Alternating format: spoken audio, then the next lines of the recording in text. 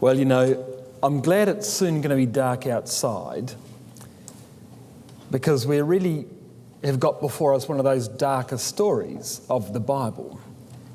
One of those intriguing characters that fascinates us, frankly, for all the wrong reasons. There was a certain epoch in David's life, you see, once he became king, which was an epoch of conquest. And in that particular epoch, there's one man that clearly stands out head and shoulders above all others, a man who shines in the record with a light, frankly, all of his own. A man who was the fear and dread of all the surrounding nations. A man who when it came to issues of tenacity and raw courage, was almost unparalleled in the entire record of Scripture. We're speaking, of course, of Joab, the son of Zeruiah, the captain of the host. He was a brilliant soldier. He was an inspirational commander. He was the man that his own men called him my Lord Joab. An invincible character in Scripture, also it appeared. And a man, what's more, who loved David, who admired David, and who had an untouchable loyalty to the throne of David, and who never wanted to do anything else but serve that throne. What I mean by that is he never wanted to be the king. He just wanted to make sure that that throne survived no matter what, including despite David, no matter what. And a man, therefore, whilst David was on the throne, who would jeopardize his life time and time and time again in order to protect him. But a man who could never, ever enter into the true spirit of godliness that motivated David. We're going to see this evening, as we look at this man, Joab, though David loved him in a certain manner, and though David benefited greatly from what Joab was able to do, and though Joab was unquestionably loyal to David, David could never have a relationship with him. I mean, he loved him. They were relatives. David was Joab's uncle. Joab, in many ways, as I say, David's right-hand man, close to everything that he ever did, but in other ways, 100 miles apart. And over again, you see it in the record. In fact, 3 times you read it in the record. Ye sons of Zeruiah are too hard for me. 3 times that phrase is recorded. Well, here they are, these sons of Zeruiah. Here's the wider family of David. In fact, the house of Jesse, David's father. David's mother, it appears, in fact, was married twice. She married first to a fellow called Nahash, and once, it appears, after Nahash died, secondly then to Jesse. By Nahash, David's mother's first husband, she bore 2 girls, Abigail and Zeruiah. Abigail married a fellow, well, in fact, probably didn't marry the fellow called Jether. Amasa, it tells us, was Abigail's son by Jether. No hint that there's a marriage there, so there might be something about that relationship that's untoward. Zeruiah, Nahash and Jesse's mother's second daughter, had 3 sons in order: Abishai, Joab, and Asahel. And upon the death of Nahash, it appears, this woman married Jesse, who had David and his multitude of brothers. And so you can see David's half-sister was Zeruiah, who was Joab's mother. David, therefore, was Joab's uncle, though they were probably much the same age. In fact, David might have even been younger than Joab, because he was at the end of the family, and Joab came from a family which was long perhaps before the commencement of David's family. So it may be that their ages are similar, even though, as I say, David is Joab's uncle. Well, similar in age, but in other ways, as we say, very, very different. Let's now talk about the family of Zeruiah. Zeruiah means wounded, and it comes from a root to crack under pressure. And this seems to have been her. I mean, these boys were each the sons of Zeruiah, so the characteristic that these men had come from their mother. They were just like her. So she's made them what they were. She's made them the hard men that they were because she ruled them, it appears, with an iron fist. And she's brought them up tough, under pressure. I mean tough, I mean wild tough. Independent boys in the very image of their mother. Abishai the eldest. Born to be a soldier, you know. No question, born to be a soldier. There's nothing more obvious about him. He's mentioned among the mighty men of David in 2 Samuel chapter 23, standing in the battle with David, lifting up his spear against 300 men who he wiped out. Fiercely loyal to David, on call day or night. He's got a statement he makes whenever the job needs to be done, like whenever a dirty job needs to be done. Do you know what it was? I'll only hit him once. I'll only hit him once. Like, this is a professional soldier, like you've never seen a professional soldier. If he had to try to strike somebody twice to take their life, he wouldn't count the hit. That's what he was like. Big as a tank, just about as smart, but that was Abishai. His brother Joab, the man who loved David, the man who admired David as a hero. You know, we did the reading this afternoon of the battle at the Valley of Elah with David and Goliath, and we reflected, as in our group, as perhaps you did, upon the fact that Jonathan loved David for what had happened down on that valley floor. Not because he killed the giant, but why he killed the giant. And the speech he made, I mean, think of the battle. It was almost a scripted battle where Goliath waits for David to say his piece. David waits for Goliath to say his piece. And then when they've both said their piece, like in safety from each other, then they run at each other and go for it. Well, Jonathan loves David because of what David did on that valley floor. But Jonathan wasn't the only one watching, was he? David's own nephew, Joab, also saw that battle. And there's no question about the love that Joab had for David. It was David's courage that supremely motivated Joab. Like Abishai, Joab, it appears, was a man who had never really known fear. Grown up all his life, brought up under the fist of the Iron Lady, never been afraid of anything, really. Everything was just another conquest, and that's how the record paints him. But unlike Abishai, there was a finer side to Joab, a more intellectual, I say finer in a worldly sense, a more intellectual side to Joab.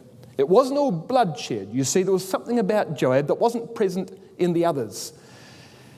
He had a certain refinement of character, a certain ability to walk off the battlefield, hose himself down, and walk straight into Parliament and deliver a speech. Abishai could not do that, but Joab could do that. He was eloquent as well as dangerous, ruthless and dignified in a funny way at the same time. And then there was Asahel, the baby of the family. Slim, it appears, athletic, fleet of foot like a wild roe. I mean, a born marathon runner, wasn't he? Could run like the wind, mile after mile after mile, as he did when he chased down Abner to his death. He died chasing Abner, a foolish act, in fact, which ended what could have been a marvellous career because he wants the old general's armour. It was pride that killed Asahel. He was one of David's mighty men, even at a very young age, and dies prematurely. Amasa, Joab's cousin.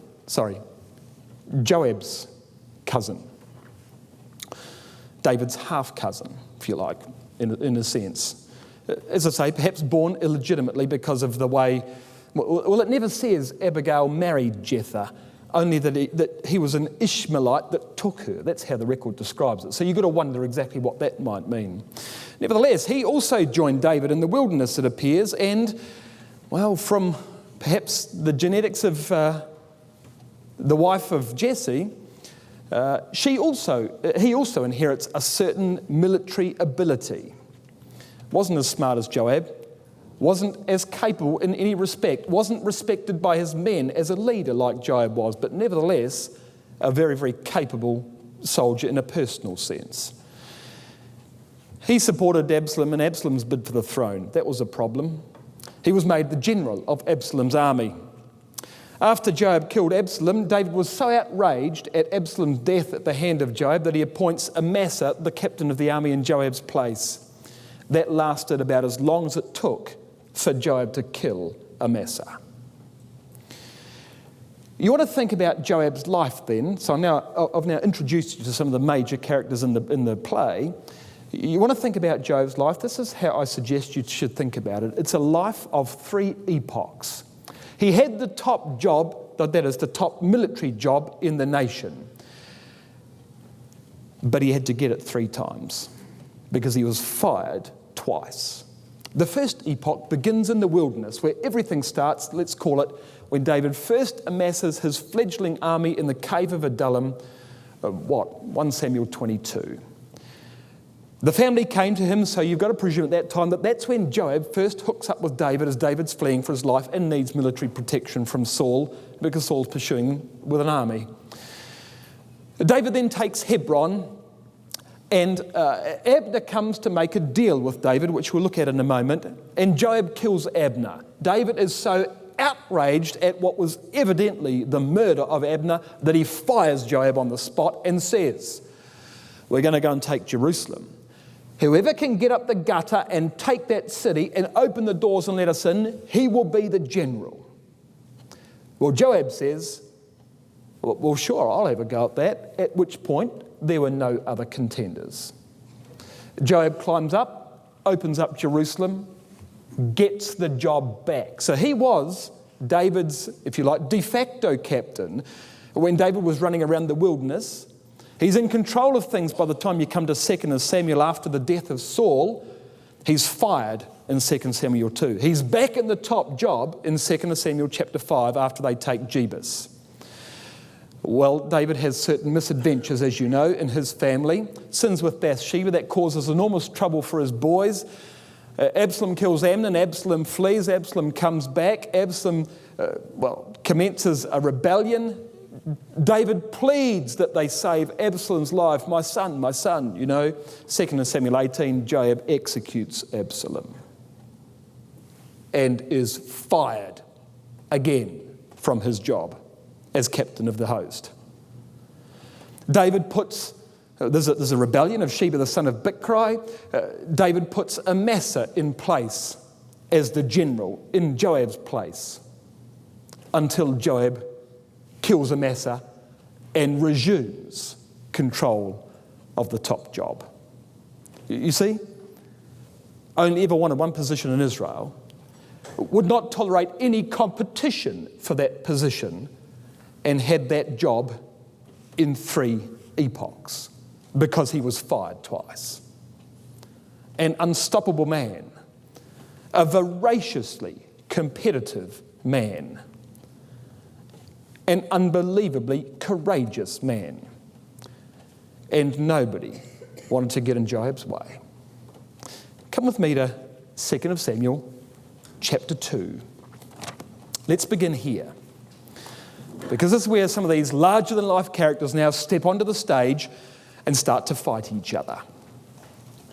Here's the first epoch of Joab's employment as the captain of the host. 2 Samuel chapter 2, verse 1. This is the beginning of David's kingdom. Saul has just died, you remember, in 1 Samuel 31. Came to pass after this that David inquired of Yahweh, saying, "Shall I go up to any of the cities of Judah?" And Yahweh said to David, "Go up." David says, "Whither shall I go up?" And God said, "Unto Hebron." Now it's remarkable, you know. Circumstances are now made for David to walk into Israel and to establish his kingdom, because Saul is dead and David is increasing in popularity. Men are coming to him every day to support him. The house of David is waxing stronger and stronger. But he doesn't make assumptions, he just takes things into his own hands. David, you remember, was anointed by Samuel in 1 Samuel chapter 16, many years before he would ever become king.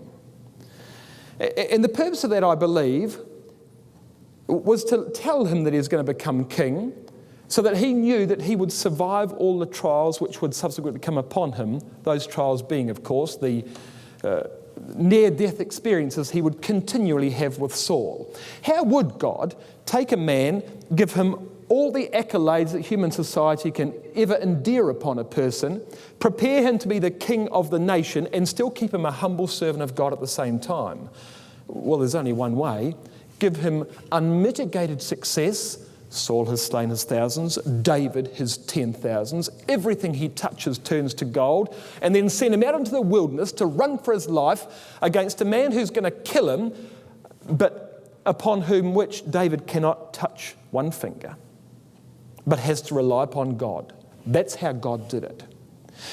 And having had that training now, when David has got the path opened up before him in 2 Samuel chapter 2, he still depends upon God before he opens doors which would naturally appear to be open before him. Shall I go up? Yes. Which city first? Hebron. Well, here's the map of how things look. There's Hebron down there, just south of Jerusalem, halfway down the west bank, if you like, of the Dead Sea. That's where David's going to begin his kingdom from, the city of Hebron. So David went up thither, it says, and his two wives also, Ahinoam the Jezreelitess and Abigail, Nabal's wife, the Carmelite. And his men that were with him did David bring up. So here's Joab and his friends, every man with his household, and they dwelt in the cities of Hebron. Hebron, of course, one of the great cities of antiquity. Abraham lived there after God told him to walk through the length and breadth of the land. It was the place that Joshua gave to Caleb, wasn't it? Which he took from the sons of Anak. It was one of the 6 cities of refuge in the land, 3 on each side of the Jordan River. And finally, when Joshua appointed the 48 Levitical cities around the land, Hebron was one of those, given to the sons of Aaron. It was the city of the high priest. It was in Judah where David began his kingdom, a city of enormous significance. But don't forget, a city of refuge. Not just the city of the high priest, but also a city of refuge. It becomes important later. Well, verse 4, it says that the men of Judah then came and they anointed David king over the house of Judah. And they told David, saying that the men of Jabesh Gilead were they that buried Saul. Now, what's happening here in verse 4? The men of Judah have come and anointed him. Well, Samuel, you see, previously, back in 1 Samuel 16, anointed David in his family, in the presence of his family. Now he's anointed in the presence of his tribe. When he takes Jerusalem in chapter 5, verse 3, he'll be anointed a third time in the presence of the nation, because by chapter 5 of 2 Samuel, he rules the entire nation. The house of Saul is completely gone. Well, now things get complicated, because verse 8 tells us that Abner, the son of Ner, captain of Saul's host, took Ishbosheth, the son of Saul, and brought him over to Mahanaim. When Abner, you see, sees David beginning to consolidate his kingdom in Hebron, he's looking to keep the house of Saul under his control. Now, Abner was a different man to Joab. Joab was happy to have David on the throne and would support David in whatever venture was most inclined or most calculated to maintain the throne of David. Abner, he wanted the throne of Saul for himself. And he'll put any kind of puppet on there that he thinks the people will need, but he himself was the power behind the throne. Evidently, in the case of Ishbosheth, and definitely, as I'll show you, in the case of Saul. Saul, for many years, was a puppet under the control of Abner. Joab never controlled David like that. Joab loved the throne, but was happy to simply be the general, never wanted the throne for himself. Abner wanted the throne for himself. A difference, you see, between Joab and Abner, worth pointing out. Come with me to chapter 3, verse 7 of 2 Samuel. This is what Abner knows. So he's going to go and he's going to establish the throne of Saul in Mahanaim. 2 camps, Mahanaim means. Hebron means fellowship, where David is, and Mahanaim, where Abner is, means 2 camps. So he's happy to split the ecclesia in order to facilitate what he wants in life. And in 2 Samuel chapter 3, verse 7, it tells you just how much Abner knew about events. Saul had a concubine, you see, whose name was Rizpah. Saul, of course, is dead. Had a concubine whose name was Rizpah, the daughter of Aiah. And Ishbosheth said to Abner, "Wherefore, Abner, hast thou gone into my father's concubine?" And Abner, well, the simple answer is, because I want to take your father's throne. That's the answer to the question. But Abner's very wroth in verse 8 for the words of Ishbosheth, and he said, "Who do you think you're talking to, you kid? Am I a dog's head, which against Judah do show kindness this day unto the house of Saul thy father, to his brethren, to his friends, and have not delivered thee into the hand of David? But thou chargest me today with a fault concerning this woman." So Abner's affronted, Abner's outraged. Look, he has crossed the line. You remember when Adonijah asked if he could marry Abishag, who was the young girl that warmed David's bed. There was never any physical relationship between David and Abishag. She was never his wife.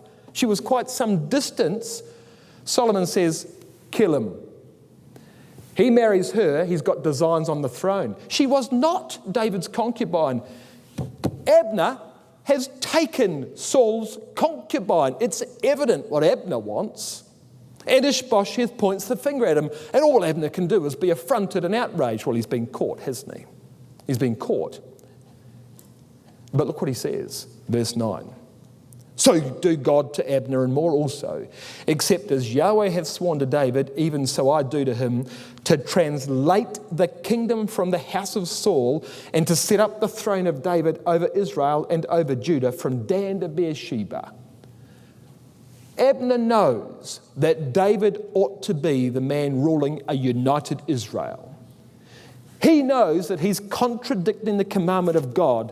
And when Ishbosheth points out the fact that Abner's got designs on Saul's throne, Abner says, "Well, Ishbosheth, you want to play it that way, I'll give the throne to David because I know that's what God intends anyway." Look at the outrage of the man. Look at the audacity of the man. To be deliberately fooling around with the purpose of God and stalling it for his own aggrandizement.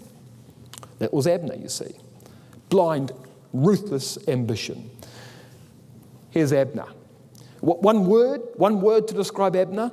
Ambition. Abner means father of light. He was Saul's uncle, captain of Saul's army, at least while Saul was alive. A valiant man, the record describes him as, and he was. I mean, you understand. Don't fool around with Abner. Don't trust Abner. You shake hands with Abner, count your fingers when you're finished. Just be very careful dealing with Abner. He was Saul's personal bodyguard and repeatedly incited, as I'll show you shortly, Saul against David. He was the real power behind the throne of Saul. He supports Ishbosheth after Saul is dead, as we've just read in chapter 2 and verse 8 of 2 Samuel. He challenges the throne of Ishbosheth by marrying Saul's concubines. He knows the promises to David, that David should rule the land and the house of Saul should have its demise. He's the one that kills Asahel with the back end of the spear in 2 Samuel chapter 2 and verse 23. He's going to make a league with David in 2 Samuel chapter 3, and he's finally going to be killed by the two brothers, Joab and Abishai. It was murder when Joab kills Abner. But let me tell you, it's better for Israel that Abner's dead. Joab can see that. But Joab is the sort of man for whom every day, the end justifies the means. He's a man of enormous foresight. There's no question about that. But he really doesn't care how he gets from A to B. And there's a problem there.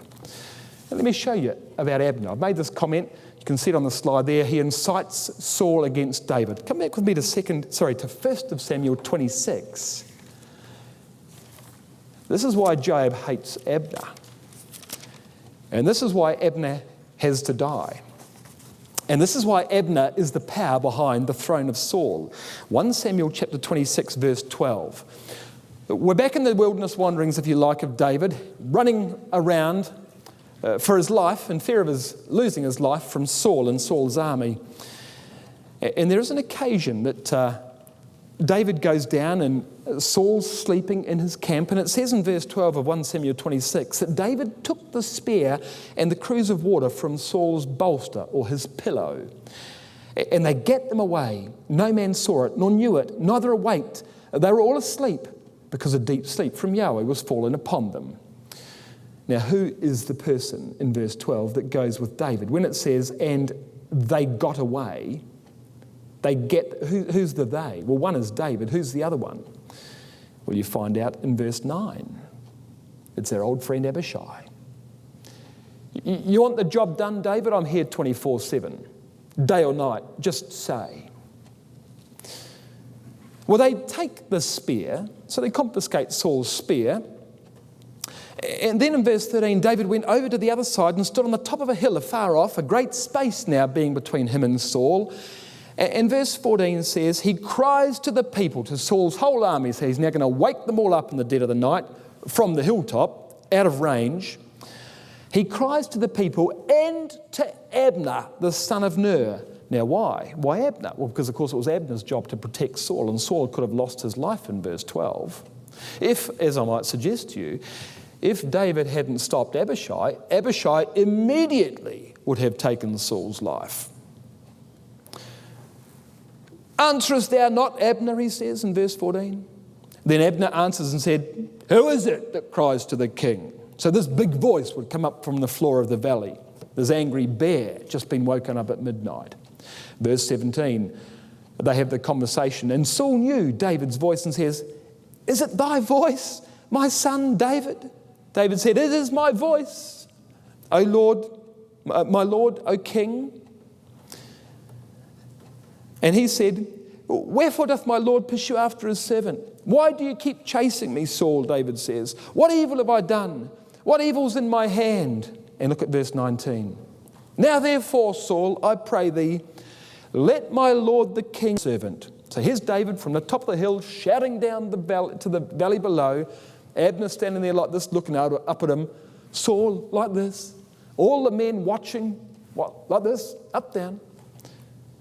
Listen to what I'm saying, says David. If Yahweh has stirred thee up against me, then let him accept an offering. If I've committed a sin against God, then I'll address it with God, he says. But if they be the children of men, then cursed be they before Yahweh. If God has set you on to me, I'll offer an offering to God. But if the children of men have set you on to me, then let God curse them. What's he talking about? He's talking about Abner. He's talking about, David knows what's going on.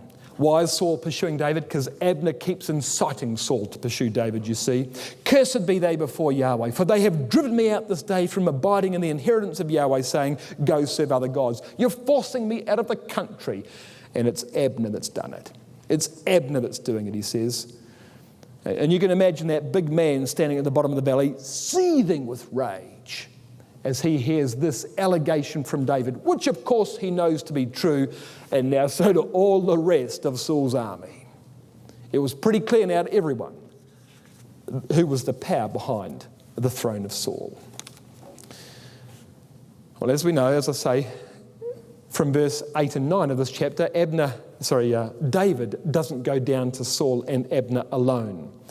There was another man with him. This other man we know very well, Abishai. And if ambition would be the salient title of Abner's character, what would you say of Abishai? Well, it would have to be strength, wouldn't it? Abishai means father of generosity. He was David's nephew, as we've found, and probably joined David in the cave of Adullam when David's wider family came to him at that time. A loyal man, a courageous man. Verse 6 tells you of this chapter. Abishai, the son of Zeruiah, brother to Joab, who will go down with me to Saul in the camp? And Abishai says, I will go down with thee. Like always first to volunteer to help David. Extremely loyal. And had undaunted pride in his military professionalism. I mentioned it already, but here's verse 8 of 1 Samuel 26. Abishai says to David, David, he says, Look at the situation we're in. It's the middle of the night. They're all there asleep. I mean, I can hear them. I can smell them. God has delivered thine enemy into mine hand this day. Now, therefore, David, let me smite him, I pray thee, with the spear to the earth at once, and I will not smite him a second time. You won't even hear a peep. I'll just stop his heart at any tick of the clock. And we'll do the business and we'll leave.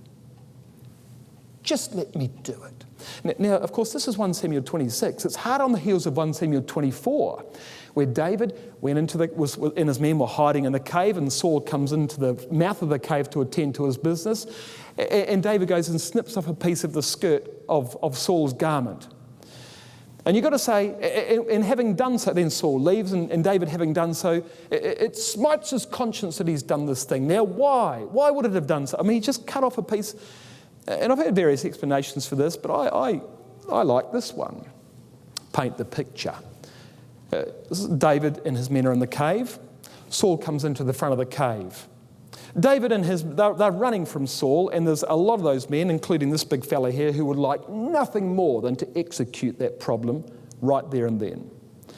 David goes up to him and cuts off a piece of his garment. Well, I'm cutting up this with scissors. I guess he used a sword. What was the risk David took? Well, the risk was, of course, that Saul would sense the movement and see David. If Saul had seen David, what would have happened? Well, what do you suppose those men were doing in the cave? What, standing back here smoking cigarettes? What do you think they were doing? What's going to happen if Saul sees David? He took Saul to within this far of death, didn't he? Stupid thing to have done. And Abner at that time, they say to him, let's just kill him. David says, no, you shan't touch Yahweh's anointed. Well, Abishai. This is why Abishai says here, okay, it's just you and me. Look that way. I'll only hit him once. Like, this is the professional soldier par excellence, isn't it? Unbelievable. I told you, you like him all for the wrong reasons, don't you? But this is what he's like, Abner. Extremely loyal. Participates in saves David's life more than once, and participates in the murders of Abner and probably Amasa. Dies, it appears, he disappears from the record, dies prior to the rebellion of Adonijah, and he was one of those men that were 2-3 times too hard for me, just too hard for me, ye sons of Zeruiah. And that was Abner. Well, Abishai. But there was one man even greater than him. And if Abner was driven by ambition and Abishai was driven by strength, what do you make of this man here? Raw courage. Absolutely raw courage. Even, before Joab comes on the scene, we're in the 1 Samuel chapter 26. And we meet Abishai in 1 Samuel chapter 26 as the man who puts up his hand to go down with Joab into the valley and deal with Saul, whatever that might have meant when they got there. But he's not even introduced as Abishai. Do you remember how he's introduced to us? Oh, yes, the name Abishai appears, but look at verse 6 of 1 Samuel 26. When you first meet Abishai, he doesn't even stand on his own 2 feet, and he's one of the greatest men in David's army. He's Abishai, the son of Zeruiah, brother to Joab. So even when you first meet this man who's a full-grown adult and can clearly handle himself in most situations, he's still the brother to Joab. No question about the charisma and the control of this man Joab. Remarkable. Okay, come back to 2 Samuel chapter 2 where we were. Let's see Joab. 2 Samuel chapter 2 and verse 12 is the first mention in the record of Joab personally. I mean, I know we mentioned him back in 1 Samuel 26, but only only by way of, well, it's a reference to him, but not to him personally in that sense, is it? At verse 12, here he comes. Abner the son of Ner and the servants of Ishbosheth the son of Saul went up from Mahanaim to Gibeon. And Joab the son of Zeruiah and the servants of David went out, and they met together by the pool of Gibeon. They sat down, the one on one side of the pool, the other on the other side of the pool. So here is the first record that you read of Joab in battle, in physical conflict. And by now he is clearly recognised as the commander of David's army because nobody else can touch him. He's just far too dangerous a man. Abner's decided they should play a little game, and rather than have the two armies directly engage, find 12 strong men from each side and pit them one against the other. Really, it was a mock contest between Abner and Joab. Now, Abner, under no circumstances did Abner and Joab want to fight.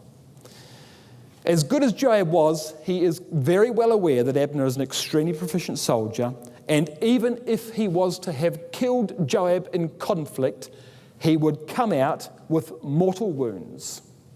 Under no circumstances can these two meet each other with fair warning and expect both to live. They'll kill each other. And that's exactly what happens here. I think that's exactly the meaning of this.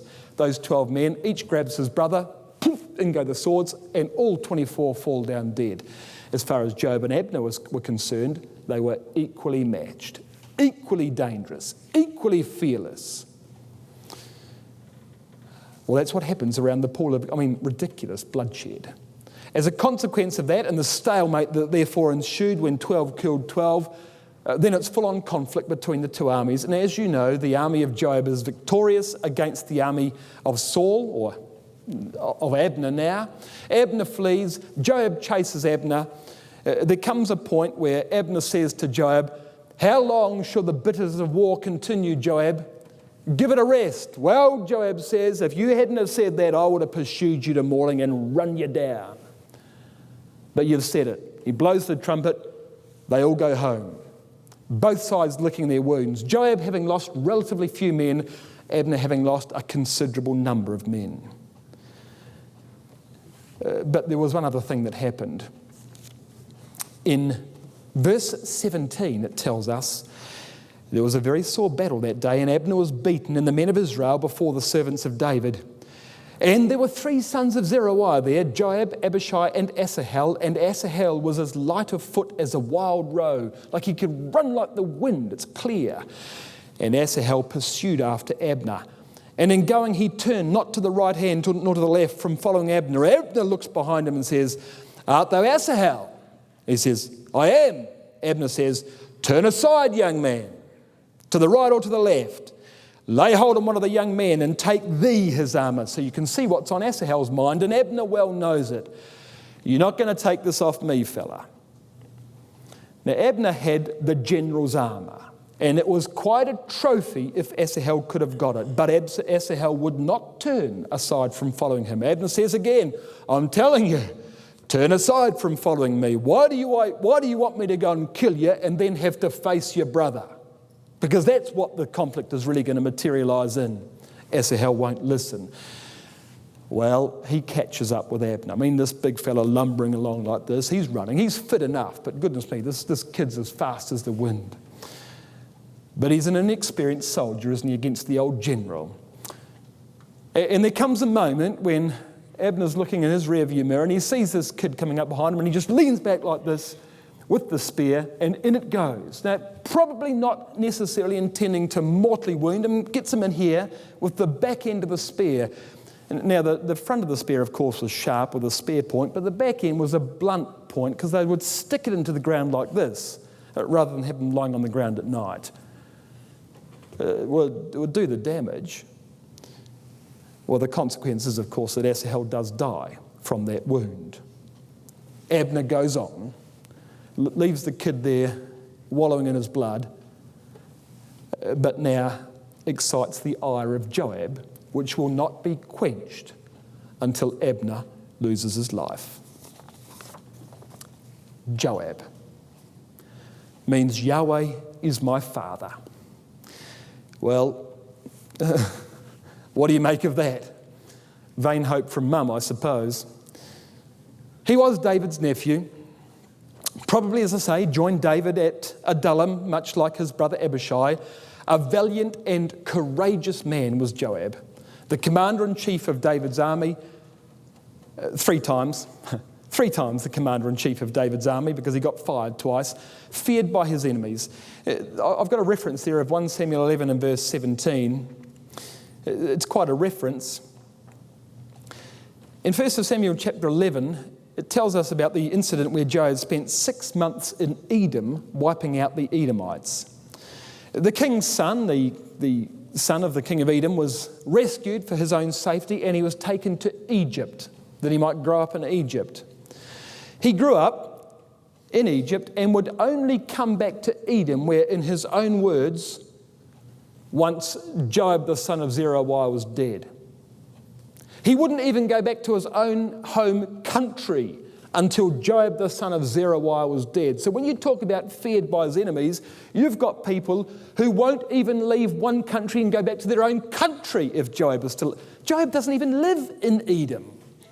But the moment he decides to cross the border, no one's safe in Edom, and that's what this king knew. He won't leave the protection of Egypt until Joab's dead. That's the terror that Joab was able to strike into the hearts of the enemies around about David. Because why? Well, because Joab was the one that conducted David's 7 military campaigns, one of which was against Edom. Ruthless and unemotional. Asked to kill Uriah the Hittite in battle? No problem. He just programs it in as if it's just another attack. Cunning. You know, it was Joab's cold-blooded ruthlessness which would save David time and time again. When Abner comes to David, David would have accepted him, and Joab puts an end to that. Absalom, David pleads for the young lad's life, or young lad, he was 30-something years old, pleads for his life, but David's in an emotional wreck. Joab, frankly, does the only sensible thing. Amasa, instrumental in Absalom's revolt, could not be trusted. David trusts him. Joab doesn't trust him and removes him from the scene. Abner, Absalom, and Amasa all deserved to die. All were serious threats to the stability of the nation. It was right that Joab got rid of them, but not the way Joab got rid of them. As I say, the end justified the means. He did the right thing, but in altogether the wrong way. He murdered them, all 3 of them. But a very decisive statesman. After the death of Absalom in 2 Samuel chapter 19, David goes to pieces. Joab goes in and almost bullies him back into self-control. Like, he's pretty tough on David and talks pretty straight and reads in the riot act and says, "Pull yourself together, man," which David subsequently does. But a very wily opportunist. What do you think it was that made Joab join the revolution of Adonijah late in David's life? Well, here's something you've got to know about Joab. He was loyal to David all his life, and then flips and becomes loyal, as you can see, to Adonijah. What was Joab's true loyalty then? Because it clearly wasn't just to David. And the answer is, he was loyal always to the throne of David. He never wanted that throne for himself. But whoever he thought the rightful king was to take that throne, he would support that king to his own hurt. And the day came when David started to lose it as far as Joab was concerned, and needed to be replaced. And Joab, well, he backs the wrong horse, but he always backed the throne of David. That was what Joab served.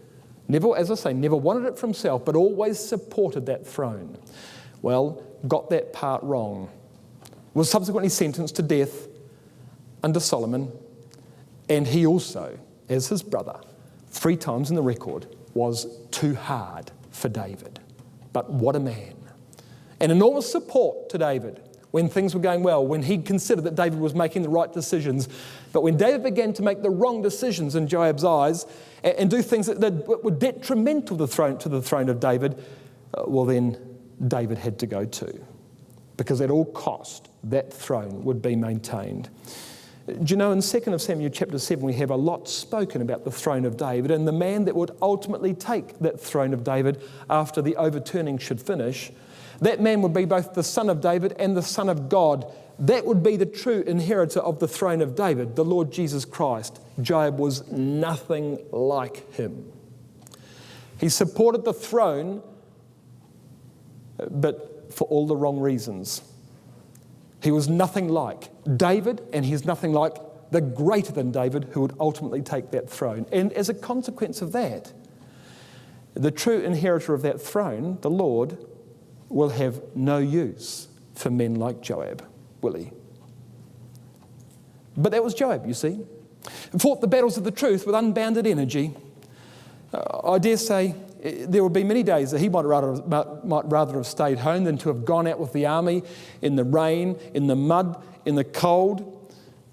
He would have gone out again and his cuts and bruises would not yet have healed, but he'd get up and he'd do it. I mean, he was just absolutely unstoppable, and enormous discipline and enormous stamina and enormous courage and enormous foresight, but an unbridled warhorse out of control. And there was nothing you could do to appeal to a spiritual side of Joab. But goodness me, do not get in his way. He loved power. He loved control. He would not brook any opposition for that position. And he would support that throne till the day he died. Chapter 3, 2 Samuel chapter 3 verse 1 says, there was a long war now between the house of Saul and the house of David, but David waxed stronger and stronger and the house of Saul waxed weaker and weaker. Abner can see that the house of Saul is on the decline and it's going to, at some point, fall to pieces.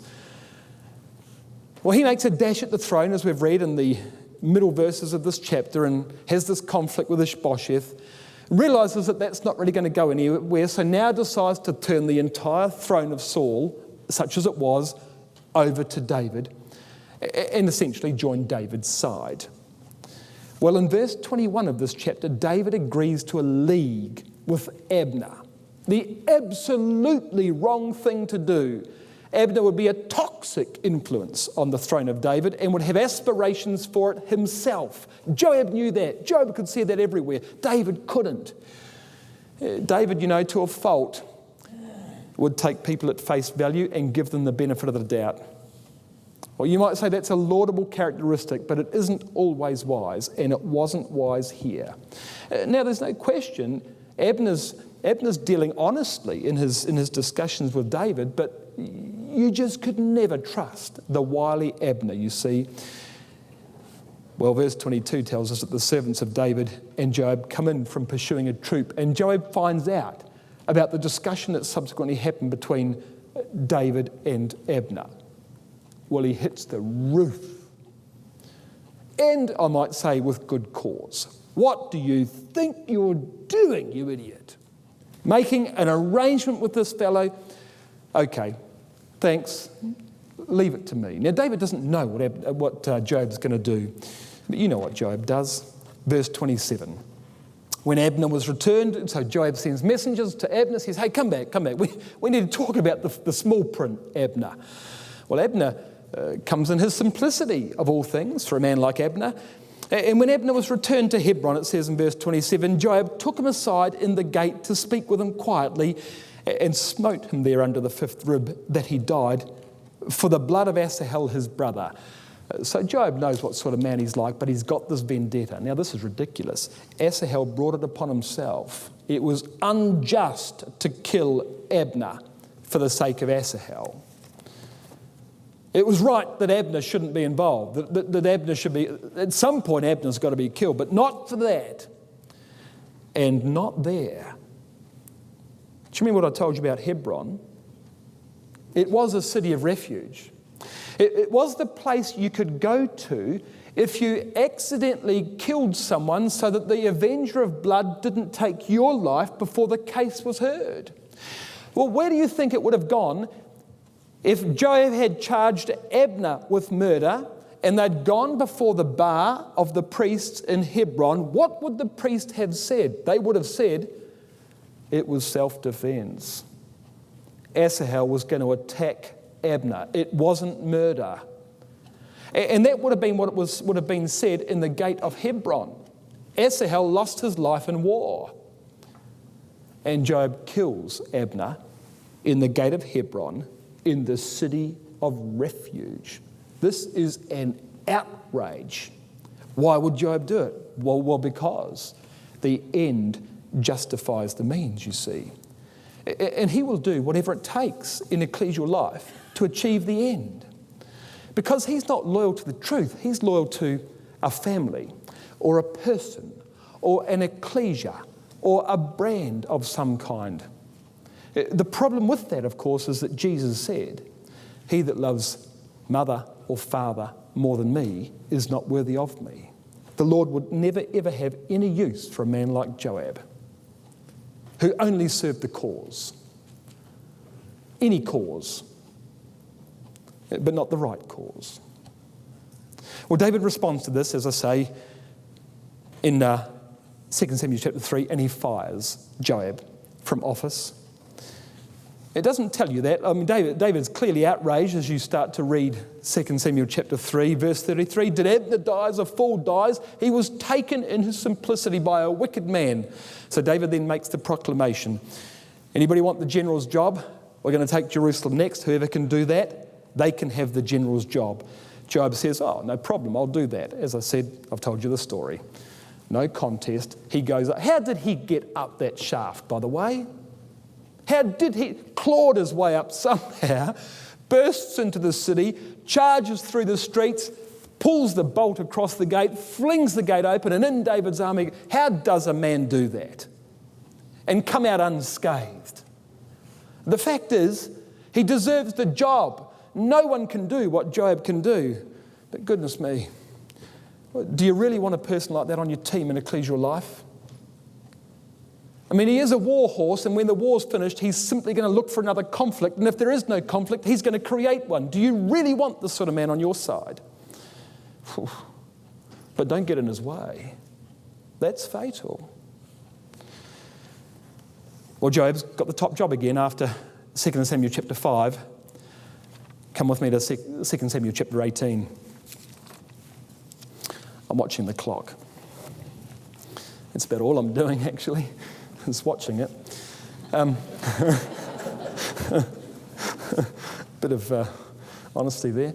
2 Samuel 18 and verse 5. Absalom's going to die in this chapter.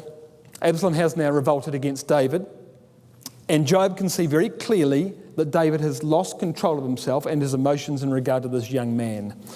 And the king commands everyone, verse 5, and commands Joab, Abishai, Ittai, saying, deal gently for my sake with the young man, even with Absalom. And all the people heard when the king gave all the captains charge concerning Absalom.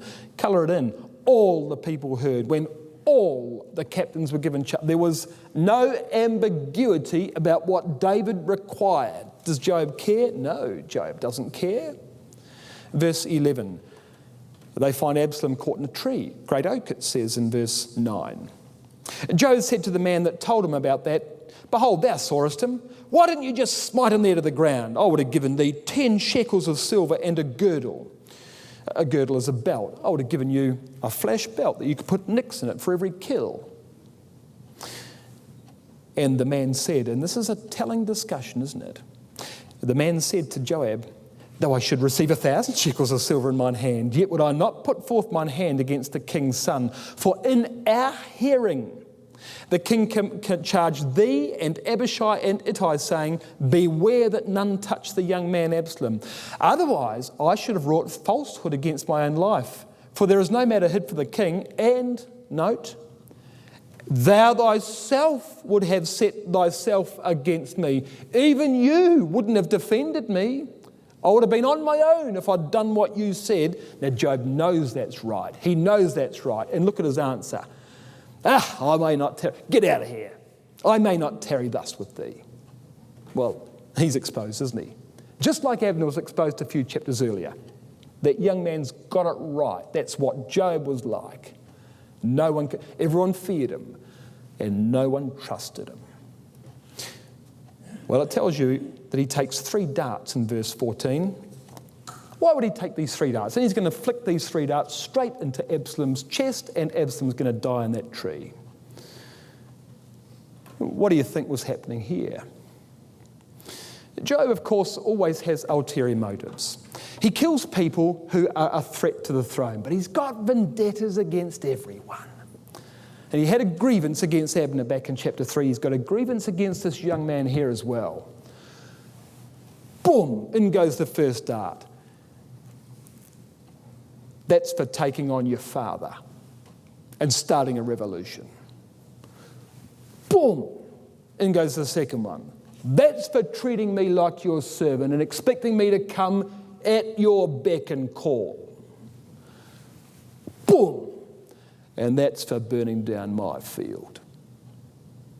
You don't do that to me. And Absalom dies. David finds out, of course, that Absalom's dead, and probably finds out why. Fires Joab again, and gives the job to Amasa. The problem was that Amasa had chosen Absalom's side. Amasa couldn't be trusted.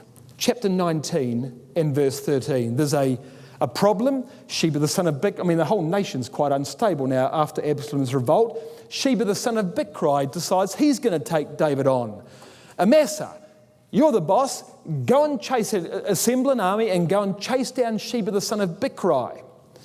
Well, it's a remarkable story. They get up to, was it Abel Beth Maacah?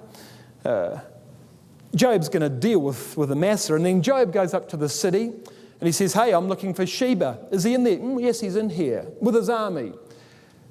Well, Joab prepares to besiege the city. And a mother in Israel looks over the wall. You remember the story? What does Joab say? Throw him down. Actually, I only want the part from here up. Throw that part down. And over the wall comes the head of Sheba the son of Bichri, and Joab breaks the siege and goes home. But not before he's killed Amasa. And in chapter 20 and verse 6, this is how it happens. David said to Abishai, now shall Sheba the son of Bichri do more harm to us than did Absalom. Take thou thy Lord's servants and pursue after him, lest he get him fenced cities and escape us. And they went out after him, Joab's men. Now, Joab's not allowed to be the leader of the army because Amasa's the leader of the army. So Joab says to Abishai, well, I can't, my hands are tied, Abishai. How about you take the army and pursue Sheba? So Abishai takes the army to pursue Sheba, but what's the army called? Verse 7, Joab's men.